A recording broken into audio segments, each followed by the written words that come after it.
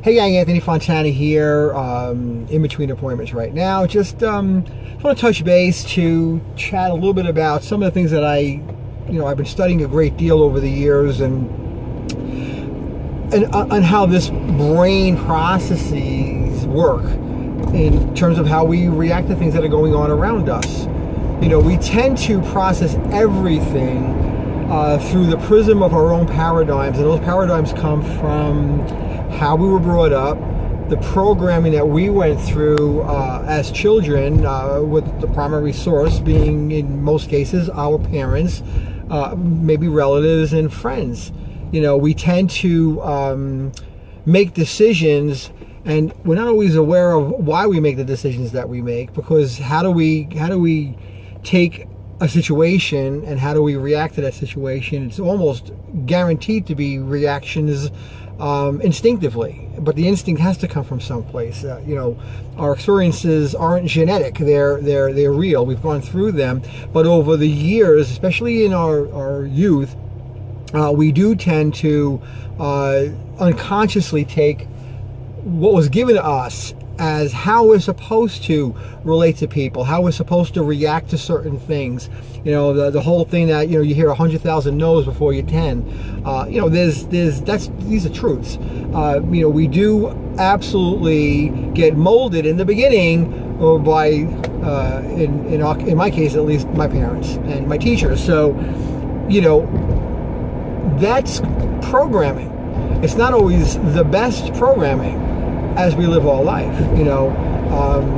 Cognitive bias comes from and stems from the fact that we do pick and choose how we react to things based on our perspective. And I'm going to use an analogy that I had learned recently, and I love it. It's a story, it's a metaphor, which I love. I love metaphors, I love stories. And it's basically you're traveling down a road, you're on a 70-mile-an-hour speed limit road, and you come across a guy that's in front in the lane that you're in, and he's going 40 miles an hour, and he's maybe an older gentleman, and he's just relaxed, and he's just going along, and you pull up right behind him, right? And then you're like, get out of my way, I have someplace to be, I have no time to be wasting, hanging around behind you. You need to move over. I'm going to ask you, you're either going to be a moron or a maniac, right? Now, what do you mean, Anthony? I'm not a moron or a maniac. Well, guess what? What I'm going to tell you right now is going to prove that, you're one or the other in any given situation like this. So you're driving, you're up against this guy's tail. He's not moving, you're slow, and you're just like, man, you're just all over it. You just want to get out of the car and shake him, move your car. Next thing you know, there's a guy behind you. He's shooting up behind you, and he's like right on your bumper. And you're driving, and he's driving, and you all are moving, and this guy is basically up your butt. You can clearly see him screaming his eyes out, right? Just wanting to get you out of the way. You think he's a maniac, but from your perspective, the guy in front of you is a moron. The guy behind you is definitely a maniac because of look what he's doing to you, right? But from the guy behind you's perspective, you're the moron.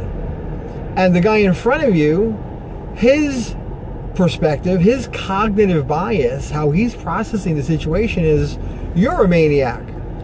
So can you see that how you visualize the activity around you and how you process it is directly determined by the position that you're in, right? So we do tend to favor our own positions when it comes down to making decisions and how we act and react to things going on in your life. What I'm hoping over time is that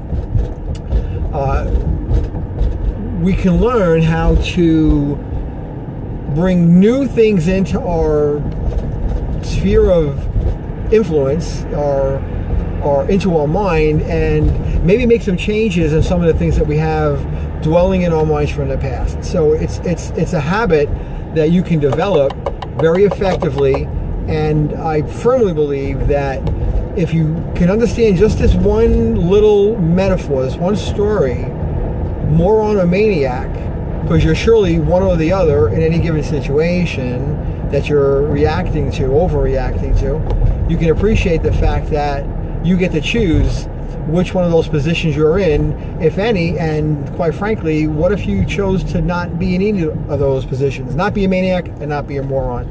It's definitely something that has to be practiced. It's something I have to learn to do, especially with, traffic, but I tell you what, hopefully you'll understand this one little story and, maybe apply it today.